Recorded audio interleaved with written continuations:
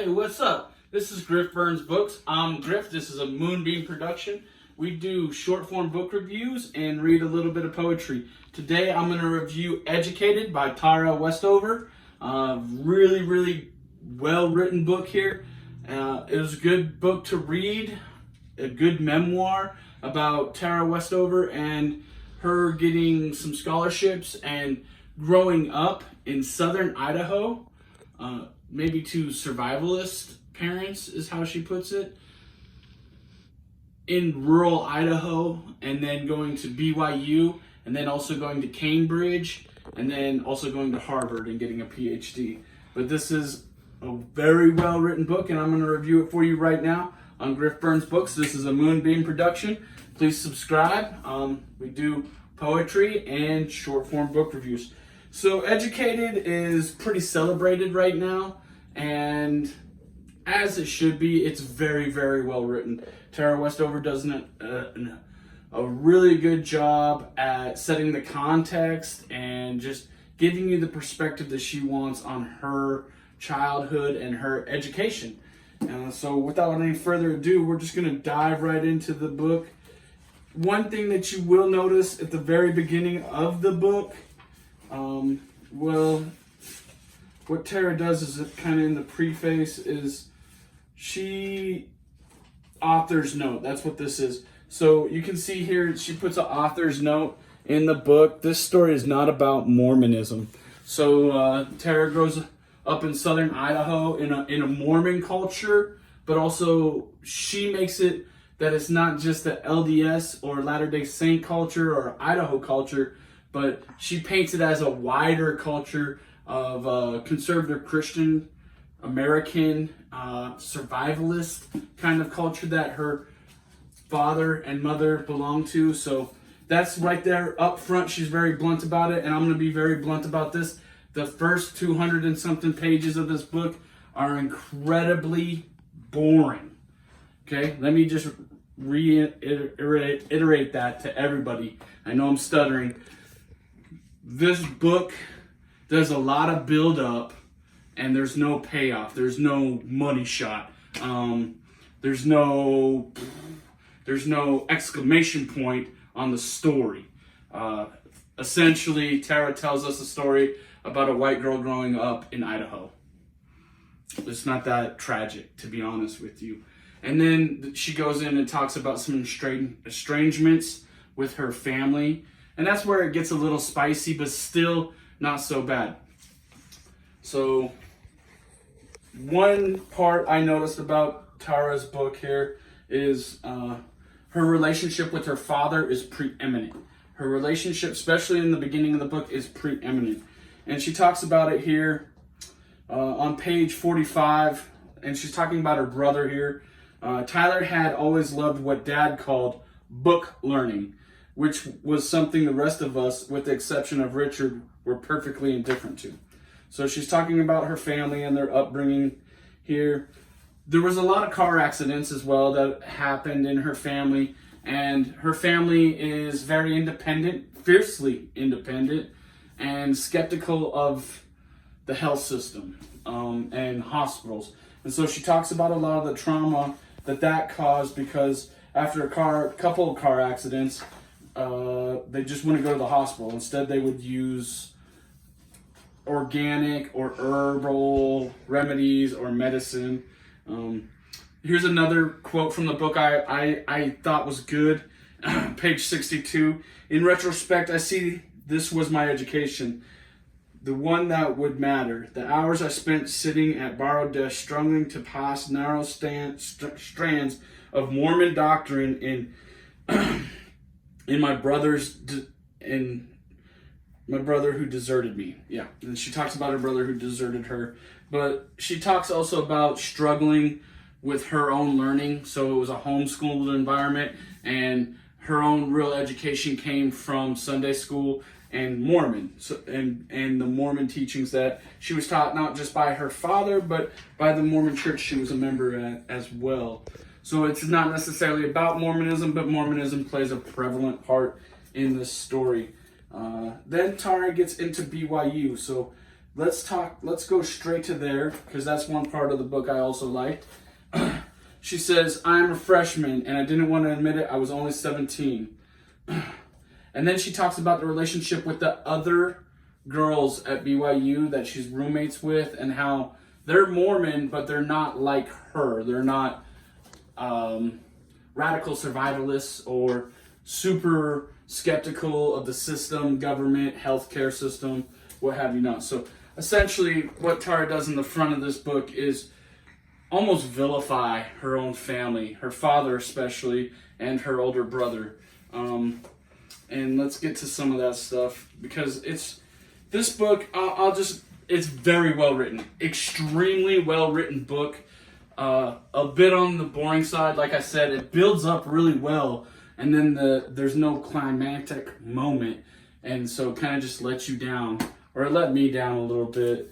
And I was hoping I would get a little bit more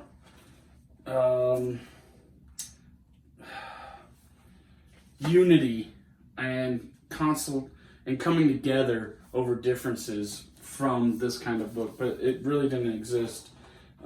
So it kept going on about some abuse that happened in her childhood, and it's tragic and it could be traumatic for sure, but it shouldn't lead to an estrangement.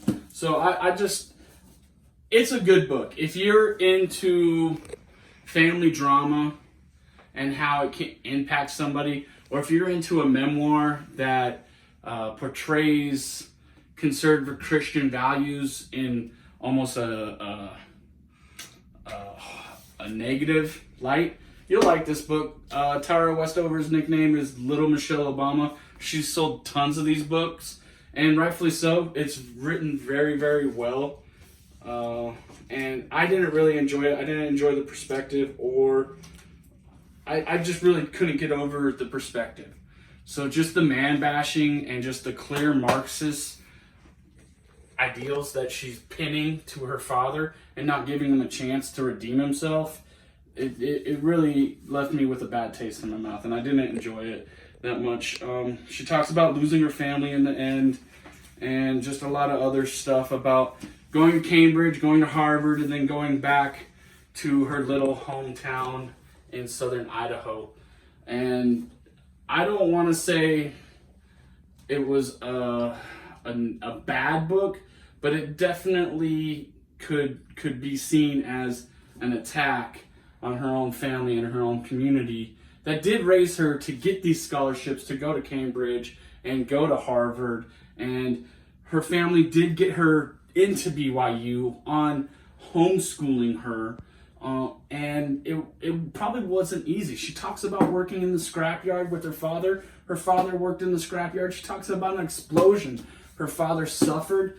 It kind of hurts my heart to criticize this book in this way, or to criticize even the author, but to me, reading this, she needs to come to terms with what she's been taught and what maybe some of these really, really intellectual professors have been feeding her, and realize that her family did make sacrifices for this book even to happen, And that's my opinion about this.